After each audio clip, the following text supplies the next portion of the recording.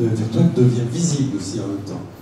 Oui, alors en l'occurrence, dans notre cas, on tient à ce qu'il soit effectivement visible. Hein. D'ailleurs, on a reçu un certain nombre de nos confrères éditeurs de la place nantaise chez nous pour leur montrer clairement en quoi consistait la notion d'hébergement. Alors, merci Philippe Lanty. Pascal Subido, vous allez prendre le micro. Et donc, on vient d'entendre une histoire que des garages, des camions, etc. Vous êtes aussi pionnier malgré tout sur le SRAS. Vous le réinventez à votre façon, et il faut que vous nous racontiez un tout petit peu votre histoire pour qu'on comprenne en quoi vous êtes allé inventer quelque chose qui finalement était déjà dans les tuyaux, mais c'est bien, c'est formidable de réinventer quelque chose qui est en train d'apparaître, de faire partie des inventeurs. Très rapidement pour me présenter. Donc, vous n'êtes pas informaticien, vous, au début? Non, je viens du contrôle de gestion. Ça fonctionne, mais c'est pas terrible au niveau de son. On va essayer ça. Oui, donc je viens du contrôle de gestion en fait. J'ai intégré le groupe PET qui est à Chaland il y a maintenant 17-18 ans.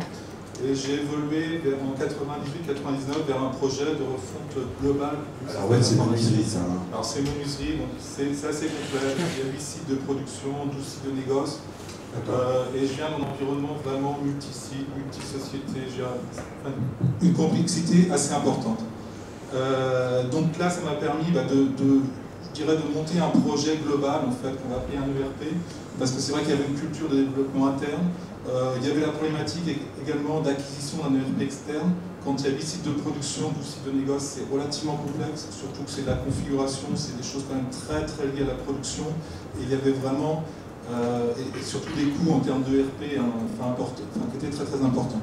Donc j'ai eu la chance, et c'est vraiment une chance très importante, qu'on ait confié ce projet qui m'a permis de travailler totalement dans l'intégration de tous les ERP qui existaient, et puis de reconstruire un projet global, complet, de refonte du système d'information. Alors, ça vous le faites déjà chez VET? Alors ça, j'ai tout à fait développé cette partie-là dans le groupe VET, ce qui m'a permis... Et ce logiciel de gestion intégrée, qu'on appelle ERP aussi, voilà. C'était à la maison ou c'était à l'extérieur déjà ça? Non, ça, on était totalement dans une configuration classique au serveur, donc avec une informatique centralisée. Et on avait fait les meubles à la maison. Voilà, avec déployé en mode Citrix sur tous les sites, etc. Donc ça, c'était déjà totalement la configuration, et je dirais c'est également avec le recul tous les problèmes qu'on a pu rencontrer dans ces projets. Je dirais que maintenant, on s'aperçoit des progrès. Alors, après, vous sortez du groupe web. Alors, je avoir fait ça. Voilà, et vous partez sur une idée de faire du conseil en matière de gestion, des choses comme ça. Voilà, et j'étais confronté à un projet dans le cadre d'une société qui s'appelle Orkeis, donc au projet de modernisation des ascenseurs pour le groupe Thyssen. Et donc là, pardonnez-moi, sur Menton, coaching pour tout le monde, un micro, ça se pose sur Menton et on ne bouge plus après. Sur Menton. Voilà, en dessous. Donc ce projet, en fait, c'était, vous connaissez tous la modernisation des ascenseurs, parce qu'on a parlé au niveau de la presse. Donc là, c'était de mettre à disposition pour l'ensemble des réparateurs, donc il y en avait 500 à peu près, de mettre à disposition un configurateur web qui permettait, en fait, de directement, par rapport à un numéro de série, de retrouver toutes les données techniques de l'ascenseur et de proposer toute la configuration. Donc ce projet m'a permis de commencer à connaître les technologies web que je ne connaissais pas du tout auparavant. Hein.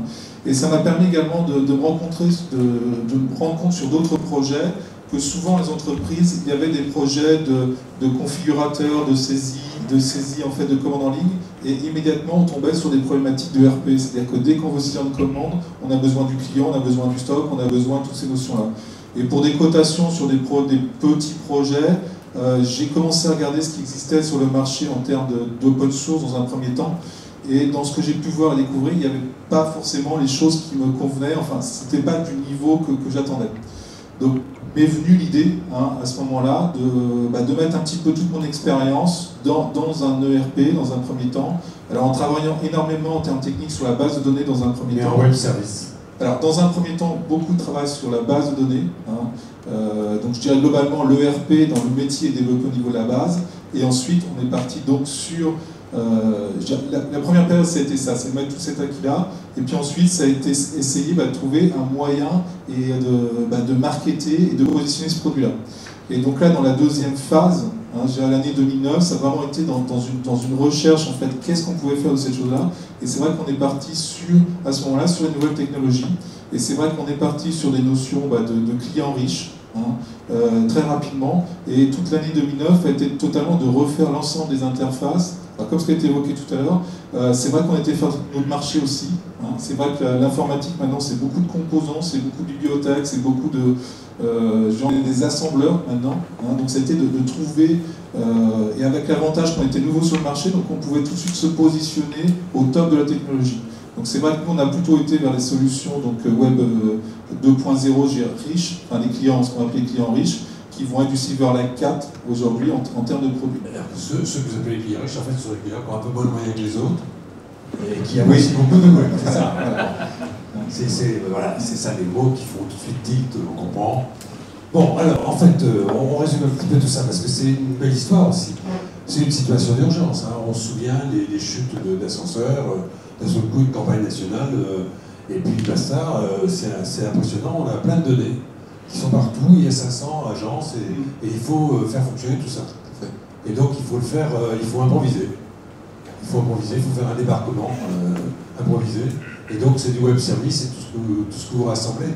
Et quand vous avez fini de rassembler, que vous savez que ça va servir à ce à quoi on vous a demandé que ça serve, vous ne savez pas comment l'appeler. C'est tellement embrouillé. Alors là, je dirais que l'année 2009 est également une année de réflexion, de recherche, de voir enfin, les différents concurrents, etc. Et c'est vrai que tout ce qui a été développé de concepts, on ne pas les choses, mais c'est vrai que ça correspond totalement à ça correspond à tout ce mode en fait de oui, mais comment vous distribution. Juste avant de commencer, vous lui donnez un nom, c'est un ERP externalisé, non, c'est vous le faites, il n'y a pas forcément de nom, c'est voilà, ça n'a pas de nom dans un premier temps. C'est une chimère, c'est quelque chose de nouveau, c'est beau, ça fonctionne. C'est l'ensemble de l'expérience qui est mise dans un ensemble. D'accord. Alors dans un premier temps. Après, vous passez à un deuxième stade. Parce qu'il vous faut, vous disiez 2009, il faut sortir de ça pour aller vers d'autres choses et vous trouvez un partenaire qui est financier là cette fois. Alors le partenaire important parce qu'il voit l'intérêt de cette solution.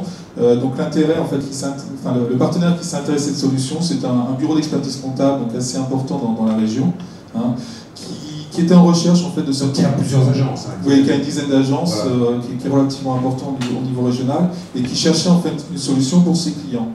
Alors il y a donc un grand acteur du marché qui s'appelle Cegid, hein, qui ne répondait pas forcément à leurs attentes dans ce domaine-là. Hein, c'est-à-dire qu'aujourd'hui, ils ont des outils de production comptable, où ils sont contents globalement de ces outils-là. Ils ont des outils aujourd'hui en mode ASP qui permettent aux clients de saisir quelques écritures comptables, mais ils ne trouvaient pas en fait d'outils qui permettent vraiment de rentrer dans des notions de saisie de commande, de saisie d'articles, de gestion de stock, et d'aller beaucoup plus loin dans un mode en fait distinct. Donc ils ont compris, eux, qu'ils pouvaient prendre l'ascenseur pour lequel vous avez travaillé. Voilà, donc ils ont monté d'un étage. Voilà, donc ils ont compris qu'il y avait ces solutions-là, c'était vraiment une notion d'avenir pour eux. Hein, parce que je dirais qu'ils ont un comportement de dire que le client va en faire, moins ils vont en faire. Hein, ça sera toujours la même note à la fin, mais c'est un peu la démarche qui existe.